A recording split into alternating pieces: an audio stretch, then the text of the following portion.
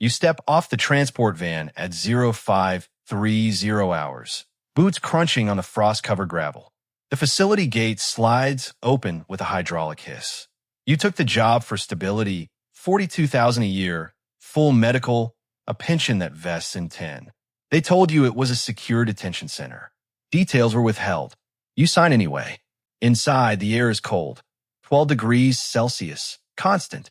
The corridors smell of disinfectant and ozone from the ventilation banks. Fluorescent lights buzz overhead.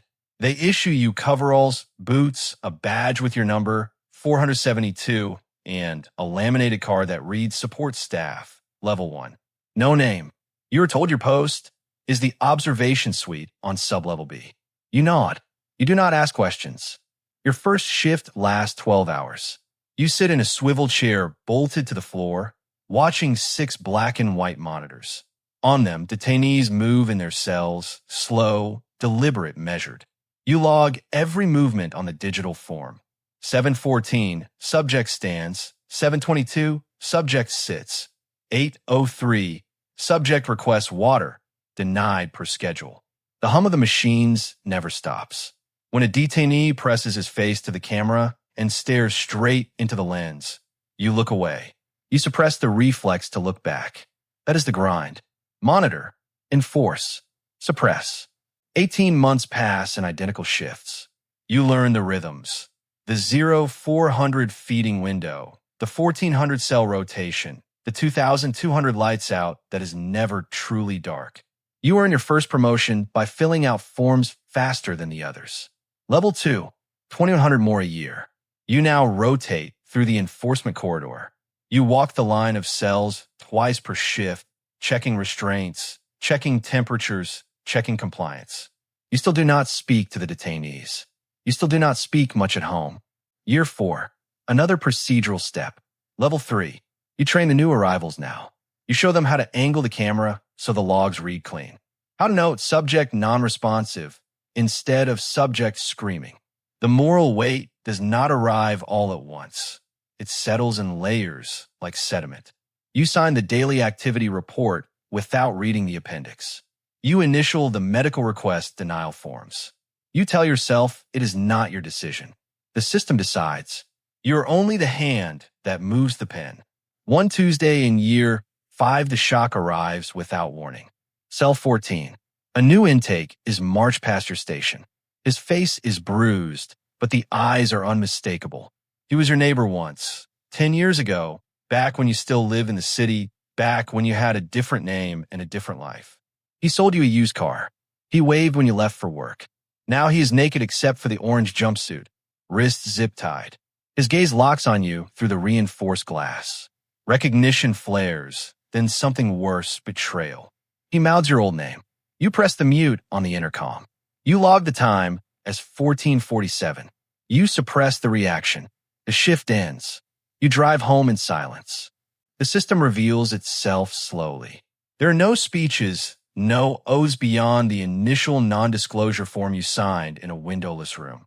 The rules are never written down. You learn them by watching who gets promoted and who is quietly transferred to night shift with no explanation. Creative compliance becomes your daily language. You backdate a log by 12 hours, so the inspection team sees perfect compliance. You adjust the thermostat in cell 19 from 12 to 8 degrees because the subject is resisting verbal commands. The paperwork accepts it. The system accepts it. You accept it because the alternative is to become the next name on the transfer list. Year 7, Level 4. You supervise the entire sublevel now. 53,000 salary. Your wife stops asking what your day was like. She stopped 3 years ago, really, but you notice the silence more now. Conversations at dinner shrink to weather and grocery lists. Your daughter, 12 years old, no longer waits up. You eat alone under the kitchen light at 0100, still wearing the faint smell of the facility's disinfectant. Friends from before have drifted. You stop returning calls after the 3rd time someone asked why you looked so tired. Isolation is not dramatic. It is procedural. It simply continues.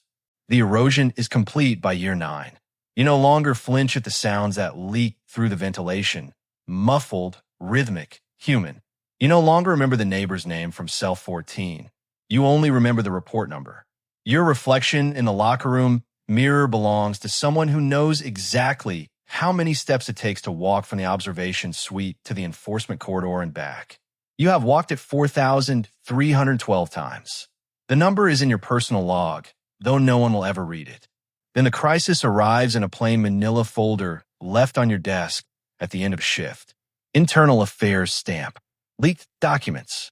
A journalist somewhere has names, dates, facility schematics. Your number appears twice. The memo is brief. Cooperate fully or face administrative review. Translation. Testify and risk the quiet transfer to a worse site, or stay silent and remain exactly where you are. The choice is presented as optional. Everyone knows it is not. You sit in the observation suite one final time, monitors glowing softly. The peak. You could pick up the secure phone, dial the number on the memo, and speak. You could end the complicity. The retaliation would be swift, demotion, pension review, perhaps a quiet disappearance of your own. Or you can initial the folder, no further action required. Slide it into the outbox and let the system handle the rest. Your hand moves without hesitation. You choose silence. The echo settles in the quiet hours that follow. You realize, with a clarity that feels almost physical, that silence is the most active choice you have ever made. Every log you falsified, every temperature you adjusted, every reaction you suppressed. This was the decision repeated 10,000 times. The system never forced you. It only made the alternative unbearable. Year 12 arrives. Retirement is offered. No ceremony. You hand in your badge, your coveralls, your laminated card. They issue you a final paycheck and a non-disclosure reminder. You walk out the same gate you entered. The wind is colder now, or perhaps you only notice it more. Behind you, the facility lights remain on. The hum of the machines continues. A new guard, number 519, steps off the next transport van at 0530. He will learn the same rhythms. He will make the same quiet compromises. The hierarchy does not pause. You sit in your apartment months later, pension deposited automatically on the first of each month. The city outside the window moves at its ordinary pace. You understand now that the site was never the exception. It was only the place where the rules were written in colder ink. You were never indispensable. You were only the next body in the chair, watching the next set of monitors, until the chair required a replacement. The cycle turns. Somewhere under 12 degrees Celsius, the ventilation banks keep humming. Someone new is learning to suppress the reaction. Someone new is choosing silence. And the system, precise, procedural, eternal, continues without you.